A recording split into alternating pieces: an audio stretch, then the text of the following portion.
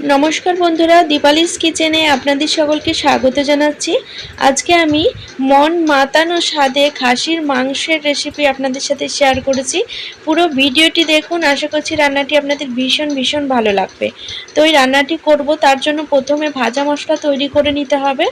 तार जोन्नो शुकनो खोलाय कयेकटी दारचिनी, एलाच और शुकनो लंका दिए मीडियम टू लो फ्लेमे 1 मिनट नाड़ाचाड़ा करे नेब।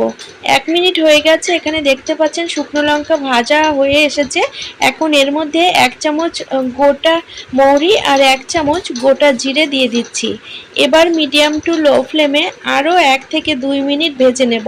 তো এটি ভাজা হয়ে গেছে। এখন একটি পাত্রে ঢেলে নিয়েছি আর দেখতে পাচ্ছেন খুব সুন্দরভাবে মিক্সিতে গুঁড়ো করে নিয়েছি। দেখতে পাচ্ছেন গুঁড়োটা একদম স্মুথ হয়েছে আর গন্ধটাও কিন্তু খুব সুন্দর আসছে। তো এটিকে আমি ঢাকা লাগিয়ে রেখে দেব। তো রান্না আমি শুরু করব। তার জন্য ওই কড়াই বেশ আধ কাপ মতো সরষের তেল দিলাম। তো তেল গরম হয়ে এসেছে। এখন এর মধ্যে 1 টেবিল চামচ ঘি দিয়ে দিচ্ছি।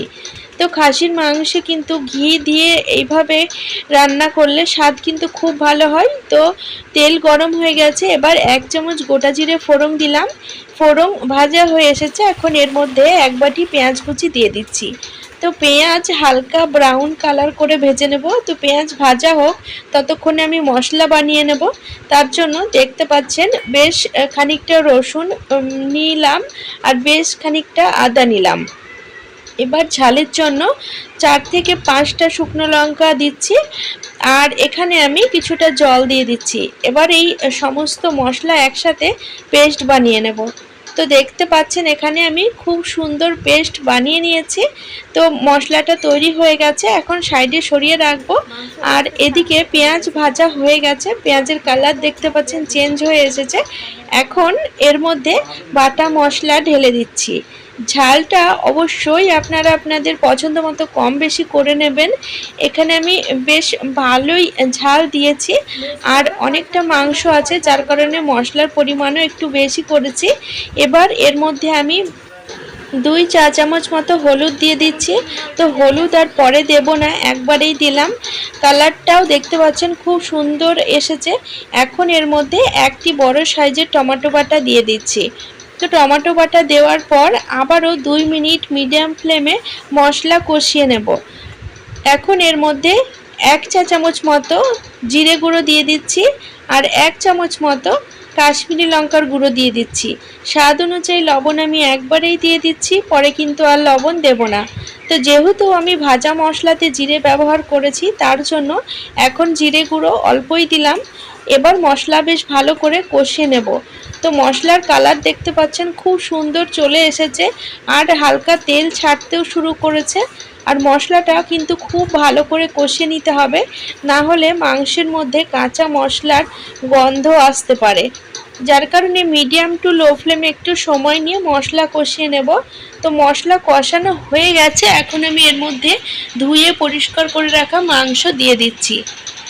তো মাংস দেওয়ার পর 2 থেকে 3 মিনিট নাড়াচাড়া করে নেব।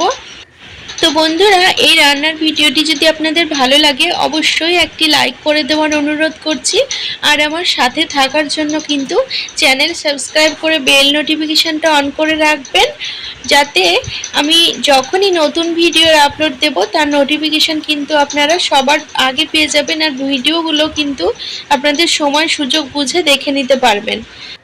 মিডিয়াম ফ্লেমে বেশ 3 থেকে 4 মিনিট নাড়াচাড়া করার পরে দেখতে পাচ্ছেন মাংস প্রায় কষানো হয়ে এসেছে। এবার কিন্তু আমি আরও কিছুক্ষণ সময় নিয়ে মাংস কষাবো। তো মাংস থেকে যতক্ষণ না পর্যন্ত তেল ছেড়ে দিচ্ছে ততক্ষণ পর্যন্ত কিন্তু মাংস কষিয়ে নিতে হবে, না হলে কিন্তু এর স্বাদ ভালো হবে না।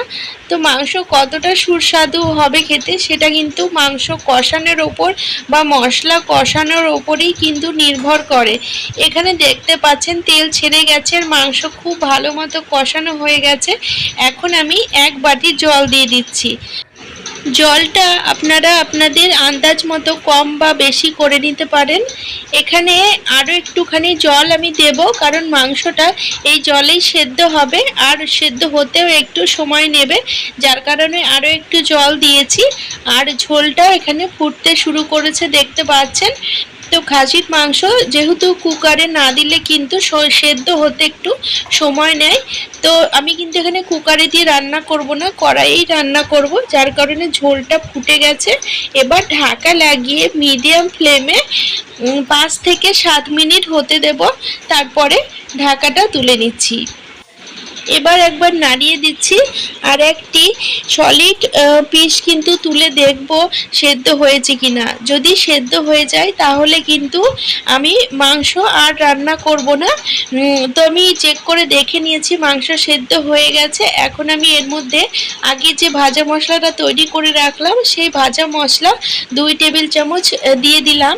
তো ঝোল অনেকটা পরিমাণে রয়ে গেছে, যার জন্য আমি ঝোল আরও একটু কম করব। তো এইভাবে নাড়াচাড়া করে আমি কিন্তু মাংসটা নামিয়ে নেব। তো এটা এখন রান্না কমপ্লিট হয়ে গেছে। এবার ওভেনটা অফ করে দিয়ে আমি গরম ভাতের সাথে কিন্তু গরম গরম পরিবেশন করব।